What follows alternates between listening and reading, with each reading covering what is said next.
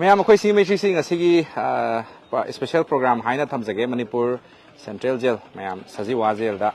सी मेट्रिक सिंग लाइव हापचबा ngasi sin ahan bani ko aduga ma'am दा uhanjaba ngamba ahan ba numit hai tare sida prosan da purakliba koi potlam sing asi ma'am yengbiyo Manipur Sajiwa ma'am jail hai khangna ba aduga Manipur central jail hai ga su khangna biba koi mafam sida laibiriba inmate sing hai tare chilnau sing na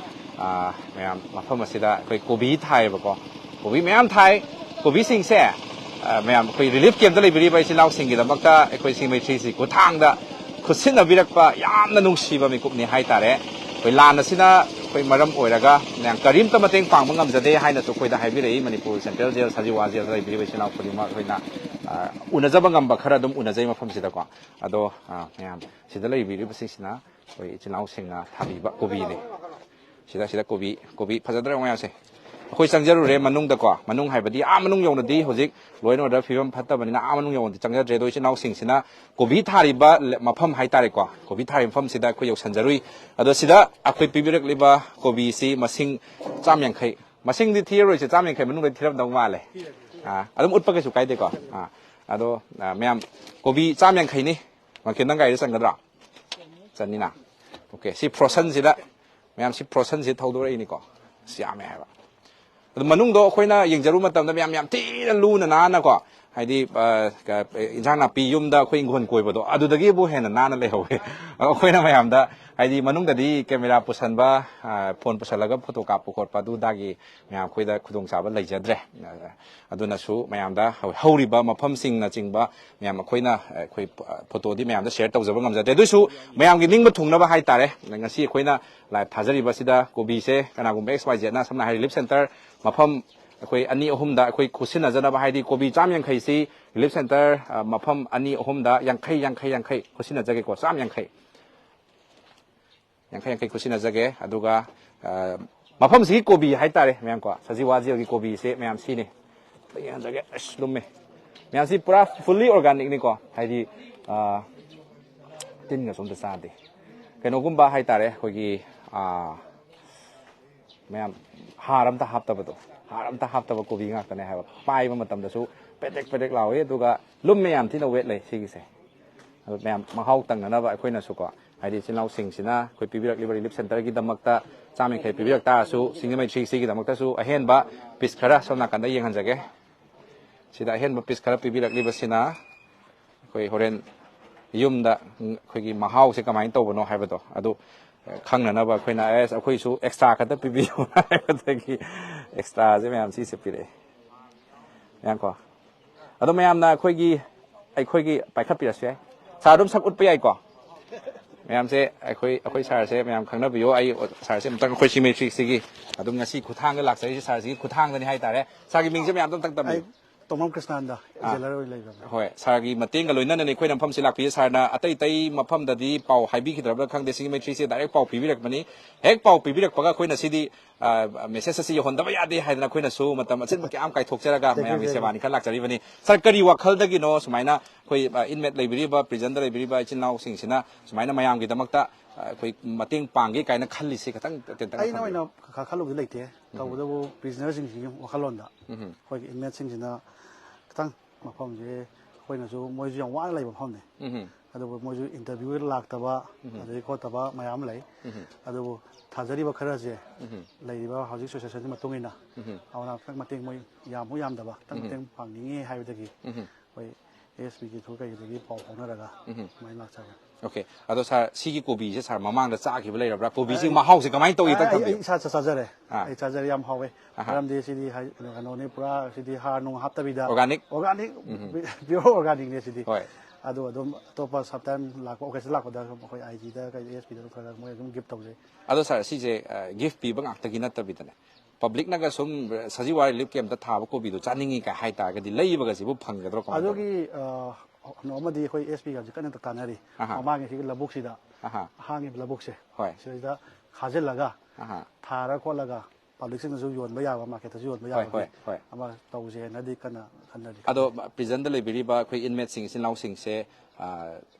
सेंगना हारबदा मखोइगी हुमांग ममन गुमनि ngasi पिबिरिबा से कयाम वान होना बिबगे सिगी फेमजे तानो होना मतमदा सारना उबिबा उबिगिबा moment सिंग तनि जिंग बियो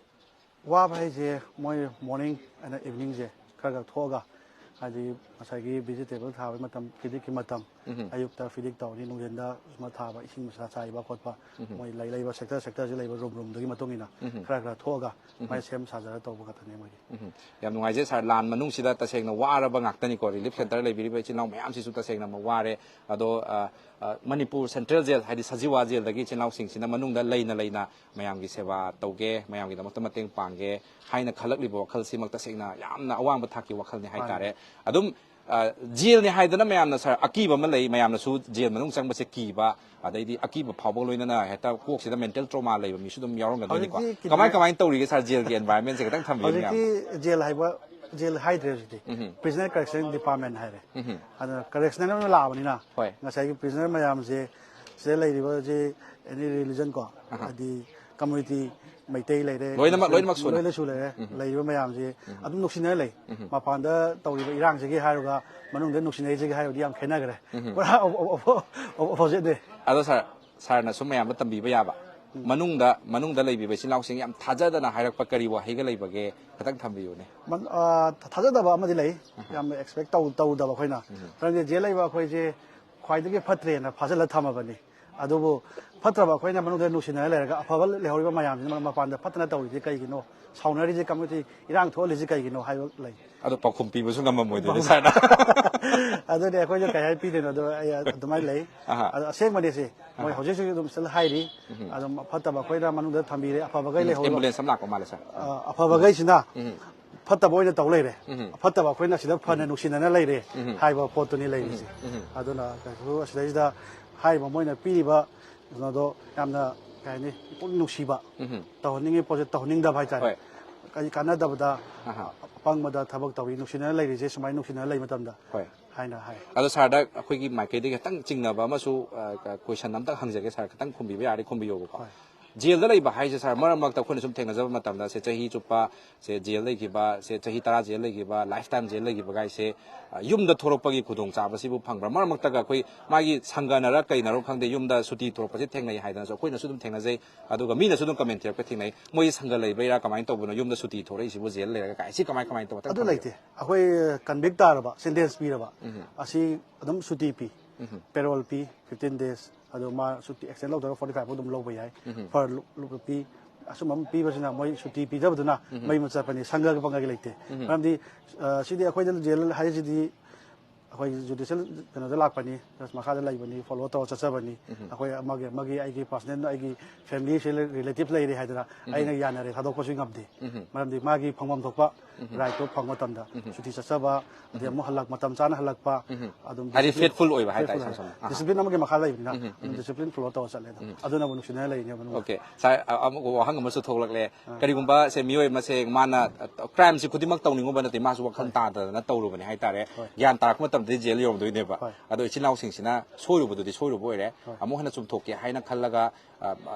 मफमसे लेबिरंगदोइने यामदिको अदो करम्बा quality चेलगदी करम्बा थबक थौरमसिंग करम्बा duty तौरगदी jail मनुंगदा लेबसि नुंगाइना लेबा याबगे jail मनुंग लेबा हाय मैमना अवाबा खतगी खनै हाय तारे नुंगाइना लेगे हाय तारि करी करम्बा कैरेक्टरिस्टिक करी करम्बा बिहेवियर चेंगदबनो दसु खतंग अदु हाइजागे जेल लेबा जे नंबर 1 दको जेल लेबा खुदिमकसे लोइनमक मरा लेरे हाइबदि यादे अदुबो सम मागी केस अमत नत्रकने थोखिबा क्राइम अमदुगी मतोंगिना मखोइबो ngसाइगी मतम खरा जुडिशलना माजे लेबा मरा लेबा लेथबा हाइबदुगी मतम खरा मोजे कन्फाइन तबगा खोइ जेल थमकांदा मरा लेरमगना लेबगी मागी तंदी फमम दो फंगनी लेतगन मा अदुम थादोखिनी मदो मरक्सिदा ngसाइ मरा लेरे हायरगा से लेर तागासु माना गुड कैरेक्टर म ओइनबि दमकता मयाम सिमकता थमोइ सेंगना मा चलिबा डिसिप्लिन सेंगना चलगदी अदुम अखोइगा मोइगे अदुम रिलेशन अदुम फजना अदे कतुकान तौमिना कतुकान तौबको दो नि यामनिना लोइनमक्ति फाव हाइबदि यादे अदु अयामनि दुम यावे तौबदो अयामना हौजिकति करेक्शन ओलाबनिना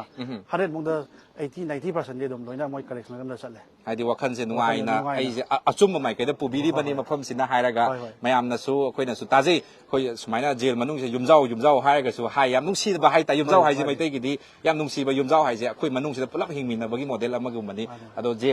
ꯖꯦꯜꯁꯤꯃꯁꯨ ꯌꯨꯝꯖꯥꯎꯅꯤ ꯍꯥꯏꯅ ꯀꯧꯏ ꯍꯥꯏꯅ ꯑꯩꯈꯣꯏꯅꯁꯨ ꯇꯥꯏ ꯌꯥꯝ ꯇꯥꯕ ꯃꯇꯝꯗ ꯑꯩꯈꯣꯏ ꯇꯨ ꯈ꯭याꯎ ꯆꯨꯡꯕ ꯍꯥꯏꯇꯥꯔꯦ ꯃꯌꯥꯝꯅ ꯖꯦꯜ ꯍꯥꯏꯔꯒ ꯄꯪꯀꯤꯗ ꯀꯤꯕ ꯑꯗꯣ ꯃꯅꯨꯡꯁꯤꯗ ꯏꯆꯤꯜ ꯏꯅꯥꯎꯁꯤꯡꯁꯤꯅ ꯀꯔꯤꯒꯨꯝꯕ ꯃꯥꯒꯤ ꯕꯤꯍꯦꯕꯤꯌꯔꯁꯤ ꯆꯨꯝꯅ ꯂꯩ ꯇꯥꯔꯒꯗꯤ ꯌꯥꯝ ꯅꯨꯡꯉꯥꯏꯅ ꯂꯩꯕ ꯌꯥꯏ ꯍꯥꯏꯕꯒꯤ ꯃꯦꯁꯦꯖ ꯑꯃꯁꯨ ꯄꯤꯕꯤꯔꯤꯁꯦꯀꯣ ꯑꯗꯣ ꯇꯧꯕꯗ ꯑꯩꯈꯣꯏꯒꯤ ꯗꯤꯖꯤ ꯀꯣ ꯍꯧꯖꯤꯛ ꯑꯩꯈꯣꯏꯒꯤ ꯗꯤꯖꯤꯒꯤ ꯃꯈꯥꯗ ꯑꯥꯏꯖꯤꯒꯤ ꯃꯈꯥꯗ ꯑꯦꯁ ꯄꯤ ꯃꯈꯥꯗ ꯑꯩꯈꯣꯏꯒꯤ ꯔꯨꯜꯁꯇꯣ ꯐꯣꯂꯣ ꯇꯧꯔꯒ ꯆꯠꯄ ꯉꯥꯛꯇꯅꯤꯅ ꯑꯥꯏꯖꯤꯅ ꯗꯤꯖꯤꯅ ꯁꯤ ꯃꯇꯝ ꯃꯇꯝꯒꯤ ꯃꯇꯨꯡ ꯏꯟꯅ ꯑꯩꯈꯣꯏꯁꯨ ꯑꯗꯨꯝ ꯂꯩꯔꯤꯕ ꯑꯩꯈꯣꯏ ꯖꯦꯂꯔꯁꯤꯡ ꯑꯗꯒꯤ ꯑꯩꯈꯣꯏꯒꯤ ꯁ꯭ꯇꯥꯐ ꯁꯕꯣꯔꯗꯤꯅꯦꯠ ꯃꯌꯥꯝꯁꯤꯅ ꯑꯗꯨꯝ ꯑꯗꯒꯤ ꯀꯅꯥꯒꯨꯝꯕ ꯑꯃ ꯅꯥꯔꯦ ꯈꯣꯠꯂꯦ ꯑꯗꯨꯝ ꯀꯩꯅꯣ ꯇꯧꯕꯤꯕ ꯈꯣꯠꯄꯤꯕ ꯑꯗꯨꯝ ꯑꯩꯈꯣꯏ ꯃꯌꯥꯝ ꯍꯦꯜꯞ ꯇꯧꯕ ꯍꯥꯏꯇꯥꯔꯦ ꯍꯧꯖꯤꯛ ꯑꯦꯝꯕꯨꯂꯦꯟꯁ ꯂꯥꯛꯏꯁꯤ ꯑꯦꯃꯥꯔꯖꯦꯟꯁꯤ ꯂꯩꯕꯒꯤ ꯃꯣꯏ ꯍꯧꯖꯤꯛ ꯄꯨꯊꯤꯅꯤ ꯑꯣ ꯄꯤ ꯗꯤ ꯑꯅꯥꯕ ꯌꯥꯎꯕ ꯈꯣꯠꯄ ꯑꯗꯨꯝ ꯁꯤꯗ ꯖꯦꯜ ꯂꯩꯕ ꯍꯥꯏꯁꯤ ꯑꯗꯨꯝ ꯑꯃꯔꯣꯝꯗꯗꯤ ꯃꯥꯒꯤ ꯒꯥꯏꯗ ꯑꯗꯨꯝ ꯐꯖꯅ ꯑꯗꯨꯝ ꯐꯪꯉꯦ ꯍꯥꯏꯇꯥꯔꯦ ꯑꯗꯣ ꯁꯥꯔ ꯌꯥꯝ ꯅꯨꯡꯉꯥꯏ ꯁꯥꯔ ꯍꯣꯏꯅ ꯑꯩꯈꯣꯏ ꯒꯥꯏꯗ ꯇꯧꯕꯤꯔꯕ ꯃꯇꯨꯡꯗ ꯁꯥꯔ ꯍꯣꯏꯒꯤ ꯒꯥꯏꯗ ꯌꯥꯎꯗꯅꯗꯤ ꯏꯟꯃꯦꯠꯁꯤꯡꯁꯤꯅ ꯑꯁꯨꯛ ꯐꯖꯕ ꯀꯣꯕꯤ ꯑꯁꯨꯛ ꯌꯥꯝꯂꯕ ꯀꯣꯕꯤꯁꯤ ꯃꯌꯥꯝꯒꯤꯗꯃꯛꯇ ꯀꯠꯊꯣꯛꯀꯦ ꯍꯥꯏꯅ ꯈꯜꯂꯛꯂꯤꯕ ꯋꯥꯈꯜꯁꯦ ꯈꯜꯂꯝꯗꯕꯁꯨ ꯌꯥꯏ ꯍꯥꯏꯗꯤ ꯂꯩꯍꯧꯔꯤꯕ ꯁ꯭ꯄꯦꯁꯁꯤꯡꯗꯣ ꯑꯗꯨꯝ ꯈꯥꯁ ꯂꯦꯡꯒꯤ ꯇꯥꯏꯞꯇ ꯑꯗꯨꯝ ꯏꯍꯥꯡ ꯍꯥꯡꯅ ꯑꯗꯨꯝ ꯂꯩꯕꯁꯨ ꯌꯥꯏ ꯍꯥꯏꯕ ꯄ꯭ꯂꯥꯁꯇꯔ ꯆꯟꯁꯤꯜꯂꯒ ꯑꯗꯨꯝ ꯁꯥꯟꯅꯕꯨꯡ ꯑꯣꯟꯊꯣꯛꯑꯝꯕꯁꯨ ꯑꯗꯨꯝ ꯌꯥꯏꯑꯕ ꯑꯗꯣ ꯌꯥꯝ ꯏꯅꯣꯚꯦꯇꯤꯞ ꯑꯥꯏꯗꯤꯌꯥ ꯑꯃꯁꯨ ꯑꯣꯏꯔꯤꯕ ꯑꯩꯈꯣꯏꯒꯤ ꯏꯪꯈꯣꯜ ꯀꯣꯏꯁꯜꯂꯒ ꯀꯣꯕꯤ ꯊꯥꯗꯅ ꯀꯣꯕꯤ ꯅꯠꯇꯕ ꯑꯇꯣꯞꯄ ꯃꯔꯣꯏ ꯃꯄꯥꯡꯁꯨ ꯊꯥꯍꯧꯔꯤ ꯆꯅꯝ ꯊꯥꯍꯧꯔꯤ ꯑꯗꯩꯗꯤ ꯑꯇꯣꯞꯄ ꯀꯩꯅꯣ ꯃꯅꯥ ꯃꯁꯤꯡ ꯍꯧꯕ ꯃꯌꯥꯝꯗꯣ ꯃꯔꯨꯑꯣꯏꯅ ꯀꯣꯕꯤꯒ ꯍꯪꯒꯥꯝꯒ ꯑꯗꯩꯗꯤ ꯃꯅꯥ ꯃꯁꯤꯡ ꯑꯇꯣꯞꯄ ꯈꯔ ꯀꯃꯟꯂꯤ ꯎꯖꯔꯛꯄꯗꯨꯅꯤꯀꯣ ꯑꯩꯈꯣꯏꯅ ꯍꯥꯏꯖꯔꯤꯁꯦ ꯈꯤꯇꯪ ꯑꯩꯈꯣꯏꯅ ꯄꯤꯁꯦꯅ ꯈꯟꯅꯔꯝꯕ ꯃꯇꯝꯁꯦ ꯈꯤꯇꯪ ꯊꯦꯡꯊꯈ꯭ꯔꯦ ꯑꯗꯨꯅ ꯎꯆꯦꯛꯅ ꯀꯩꯅꯣ ꯂꯝꯍꯥꯡ ꯑꯣꯏ ꯂꯩꯔꯝꯃꯤꯅ ꯎꯆꯦꯛꯅ ꯈꯤꯇꯪ ꯍꯥꯏꯗꯤ ꯁꯦꯟꯅꯕ ꯂꯩꯕ ꯅꯠꯇꯕꯅꯤꯅ ꯈꯤꯇꯪ ꯆꯥꯕ ꯈꯣꯠꯄ ꯑꯗꯨꯃꯥꯏꯅ ꯇꯧꯋꯦ ꯑꯗꯨꯒ ꯇꯁꯦꯡꯅ ꯇꯤꯟ ꯇꯥꯕꯃꯛꯇꯤ ꯅꯠꯇꯦ ꯎꯆꯦꯛꯅ ꯄꯥꯏꯔꯛꯑꯒ ꯈꯤꯇꯪ ꯍꯜꯂꯝꯕꯒꯨꯝꯕ ꯑꯗꯨꯝꯕꯅꯤ ꯑꯗꯨꯒ ꯑꯇꯩꯗꯤ ꯀꯩꯁꯨ ꯂꯩꯇꯦ ꯃꯔꯝꯗꯤ ꯐꯖꯅ ꯑꯗꯨꯝ ꯃꯣꯏ ꯑꯌꯨꯛꯀꯤ ꯅꯨꯡꯊꯤꯟꯒꯤ ꯌꯦꯡꯁꯤꯟꯖꯕꯅꯤ나 ꯃꯣꯏ ꯆꯥꯗꯒꯩ ꯃꯌꯥꯝ ꯈꯤꯇꯪ ꯀꯩꯅꯣꯗ ꯑꯣꯏꯖꯅ ꯁꯥꯔꯒꯤ ꯃꯥꯏꯀꯩꯗ ꯔꯤꯀ꯭ꯋꯦꯁ ꯇꯧꯖꯅꯤꯡꯕ ꯁꯥꯔ ꯁꯤꯡꯖꯃꯩ ꯊꯥꯖꯕꯤꯗꯅ ꯏꯆꯤꯜ ꯏꯅꯥꯎꯁꯤꯡꯁꯤꯅ ꯊꯥꯖꯔꯤꯕ ꯀꯣꯕꯤꯁꯤꯡ ꯑꯩꯈꯣꯏ ꯑꯋꯥꯕ ꯇꯥꯔꯕ ꯔꯤꯂꯤꯐ ꯀꯦꯝꯞꯁꯤꯡꯗ ꯑꯩꯈꯣꯏ ꯈꯨꯠꯁꯤꯟꯅꯕꯤꯌꯨ ꯍꯥꯏꯕꯒꯤ ꯊꯥꯖꯕ ꯑꯃꯒ ꯂꯣꯏꯅꯅ ꯑꯩꯈꯣꯏ ꯁꯤꯡꯖꯃꯩ ꯈꯨꯠꯁꯤꯟꯅꯕꯤꯔꯛꯄꯅꯤ ꯁꯤꯡꯖꯃꯩ ꯑꯩꯈꯣꯏꯒꯤ ꯇꯤꯝ ꯃꯦꯝꯕꯔꯒꯤ ꯒꯥꯔꯤꯅꯤ ꯉꯁꯤ ꯄꯨꯔ ꯂꯥꯛꯆꯔꯤꯁꯦ ꯔꯤꯂꯤꯐ ꯁꯦꯟꯇꯔ ꯃꯐꯝꯁꯤꯡꯗ ꯌꯧꯍꯟꯖꯕꯒꯤ ꯐꯣꯇꯣ ꯚꯤꯗꯤꯑꯣ ꯑꯩ ꯁꯦꯌꯔ ꯇꯧꯖꯔꯛꯀꯦ ꯁꯥꯔꯅꯁꯨ ꯑꯩꯈꯣꯏ ꯏꯆꯤꯜ ꯏꯅꯥꯎꯁꯤꯡꯗꯨꯗ ꯍꯥꯏꯕꯤꯔꯣ ꯁꯤꯡꯖꯃꯩ ꯈꯨꯠꯁꯤꯟꯅꯈ꯭ꯔꯕꯅꯤꯅ ꯌꯧꯁꯨ ꯌꯧꯈ꯭ꯔꯦ ꯐꯣꯇꯣꯗꯣ ꯁꯤꯅꯤ ꯍꯥꯏꯗꯅ ꯁꯥꯔꯅ ꯈꯔ ꯔꯤꯄꯣꯔꯠ ꯇꯧꯕꯤꯔꯣ ꯑꯗꯣ ꯃꯇꯨꯡ ꯇꯥꯔꯛꯄꯗꯁꯨ ꯁꯥꯔ ꯍꯣꯏ ꯃꯥꯏꯀꯩꯗꯒꯤ ꯍꯪꯒꯥꯝꯕꯨ ꯑꯣꯏꯔꯁꯨ ꯑꯇꯣꯞꯄ ꯑꯦꯅꯤ ꯃꯇꯦꯡ ꯄꯥꯡꯅꯤꯡꯕ ꯂꯩꯇꯥꯔꯁꯨ ꯁꯥꯔ ꯑꯩꯈꯣꯏꯒꯤ ꯈꯨꯊꯥꯡꯗ ꯑꯣꯏꯔꯁꯨ ꯑꯗꯨꯝ ꯄꯥꯡꯃꯤꯟꯅꯁꯤ ꯑꯇꯣꯞꯄꯗꯩ ꯄꯥꯡꯉꯁꯨ ꯆꯠꯄꯨꯗꯤ ꯃꯥꯟꯅꯩꯗꯣꯏꯁꯨ ꯑꯗꯨꯝ ꯑꯩꯈꯣꯏꯅ ꯉꯝꯖꯕ ꯑꯦꯔꯤꯌꯥ ꯂꯩꯇꯥꯔꯦ ꯑꯩꯈꯣꯏꯅꯁꯨ ꯑꯉꯝꯕ ꯑꯩꯈꯣꯏ ꯁꯔꯚꯤꯁ ꯄꯤꯖꯒꯦ ꯍꯥꯏꯕꯁꯤ ꯁꯥꯔꯒꯤ ꯃꯥꯏꯀꯩꯗꯒꯤ ꯊꯝꯖꯒꯦ ꯁꯥꯔ ꯌꯥꯝ ꯅꯨꯡꯉꯥꯏꯖꯩ ꯉꯁꯤ ꯑꯩꯈꯣꯏꯅꯁꯨ ꯁꯖꯤꯋꯥ ꯖꯦꯜꯗ ꯂꯥꯛꯆꯔꯒ ꯁꯥꯔ ꯁꯤꯒꯤ ꯃꯈꯥꯗ ꯑꯩꯈꯣꯏꯅ ꯉꯁꯥꯏꯒꯤ ꯄꯥꯎ ꯑꯃ ꯐꯥꯎꯅꯖꯔ ꯃꯇꯨꯡꯗ ꯃꯅꯤꯄꯨꯔ ꯁꯦꯟꯇ꯭ꯔꯦꯜ ꯖꯦꯜꯗ ꯂꯥꯛꯄꯤꯔꯒ ꯑꯩꯈꯣꯏ ꯏꯟꯃꯦꯠꯁꯤꯡꯅ ꯊꯥꯖꯔꯤꯕ ꯀꯣꯕꯤꯁꯤꯡ ꯃꯔꯨꯑꯣꯏꯅ ꯀꯣꯕꯤ 150 ꯉꯁꯤ ꯂꯦꯟꯕꯤꯔꯒ ꯈꯨꯗꯛꯇ ꯂꯦꯜꯂꯒ ꯄꯤꯕꯤꯔꯛꯄꯅꯤꯀꯣ ꯌꯥꯝ ꯐ꯭ꯔꯦꯁ ꯑꯣꯏꯕ ꯀꯣꯕꯤ ꯉꯥꯛꯇꯅꯦ ꯑꯗꯣ ꯁꯤꯒꯤ ꯀꯣꯕꯤꯁꯤꯡꯁꯦ ꯑꯩꯈꯣꯏ ꯔꯤꯂꯤꯐ ꯁꯦꯟꯇꯔꯁꯤꯡꯗ ꯍꯧꯖꯤꯛ ꯃꯊꯪ ꯖꯔ ꯑꯝꯇ ꯂꯪꯊꯖꯔꯨꯈꯤꯒꯦ ꯃꯌꯥꯝ ꯗ꯭ꯔꯣꯞ ꯇꯧꯖꯔꯨꯈꯤꯒꯦ ꯑꯗꯨꯒ ꯃꯌꯥꯝꯒꯤ ꯁꯦꯕꯥꯁꯨ ꯃꯊꯪ ꯅꯣꯡꯃꯒꯤ ꯑꯩꯈꯣꯏ ꯇꯧꯐꯝ ꯊꯣꯛꯄ ꯑꯩꯈꯣꯏ ꯊꯧꯔꯝꯁꯤꯡ ꯃꯌꯥꯝ ꯂꯩꯈ꯭ꯔꯦꯀꯣ ꯑꯗꯨꯅ ꯉꯁꯤꯒꯤ ꯊꯋꯥꯏ ꯃꯌꯥꯝꯁꯤ ꯃꯇꯝ ꯆꯥ ꯂꯣꯏꯁꯟꯅꯕ ꯍꯣꯠꯅꯕ ꯃꯇꯝꯗ ꯃꯇꯝ ꯌꯥꯝ ꯁꯥꯡꯅ ꯂꯧꯗꯅꯕ ꯃꯇꯥꯡꯁꯤ ꯇꯦꯟꯁꯤꯟꯖꯒꯦ ꯑꯗꯨꯒ ꯃꯅꯤꯄꯨꯔ ꯁꯦꯟꯇ꯭ꯔꯦꯜ ꯖꯦꯜ ꯁꯖꯤꯋꯥꯗ ꯂꯩꯕꯤꯔꯤꯕ ꯁ꯭ꯇꯥꯐꯁꯤꯡ ꯃꯐꯝꯁꯤꯗ ꯂꯩꯕꯤꯔꯤꯕ ꯄ꯭ꯔꯤꯖꯅꯔꯁꯤꯡꯕꯨ ꯅꯨꯡꯁꯤꯅ ꯉꯥꯛ ꯁꯦꯟꯕꯤꯕ ꯁꯣꯏꯗ ꯉꯥꯝꯗꯅꯕ ꯉꯥꯛ ꯁꯦꯟꯕꯤꯔꯤꯕ ꯑꯃꯗꯤ ꯏꯆꯤꯜ-ꯏꯅꯥꯎꯗꯧꯅ ꯌꯨꯝꯖꯥꯎꯗꯧꯅ ꯂꯩꯃꯤꯟꯅꯔꯤꯕ ꯈꯨꯗꯤꯡꯃꯛꯄꯨꯁꯨ ꯁꯤꯡꯖꯃꯩ ꯃꯥꯏꯀꯩꯗ ꯏꯀꯥꯏ ꯈꯨꯝꯅꯕ ꯎꯠꯆꯕꯒ ꯂꯣꯏꯅꯅ ꯃꯤꯑꯣꯏꯕ ꯑꯃꯅ ꯍꯤꯡꯕꯗ ꯇꯉꯥꯏ ꯐꯗꯅ ꯐꯪꯐꯝ ꯊꯣꯛꯄ ꯔꯥꯏꯠꯁꯤꯡ ꯃꯅꯤꯄꯨꯔ ꯁꯦꯟꯇ꯭ꯔꯦꯜ ꯖꯦꯜꯗ ꯁꯖꯤꯋꯥ ꯖꯦꯜꯗ ꯂꯩꯔꯤ ꯍꯥꯏꯕꯒꯤ ꯑꯩꯈꯣꯏꯒꯤ ꯃꯦꯁꯦꯖ ꯑꯁꯤ ꯄꯥꯎꯖꯦꯜ ꯑꯁꯤ ꯊꯝꯖꯕ ꯂꯣꯏꯅ ꯂꯥꯏꯚ ꯑꯁꯤ ꯃꯇꯥꯡꯁꯤ ꯇꯦꯟꯁꯤꯟꯖꯒꯦ ꯃꯌꯥꯝꯕꯨ ꯑꯃꯨꯛꯀ ꯍꯟꯅ ꯁꯖꯤꯋꯥ ꯁꯦꯟꯇ꯭ꯔꯦꯜ ꯖꯦꯜꯒꯤ ꯃꯐꯝ ꯑꯁꯤꯗꯒꯤ ꯏꯀꯥꯏ ꯈꯨꯝꯅꯕ ꯎꯠꯆꯕꯒ ꯂꯣꯏꯅꯅ ꯑꯃꯨꯛꯀ ꯍꯟꯅ ꯏꯀꯣꯛꯅꯅ ꯈꯨꯔꯨꯝꯖꯔꯤ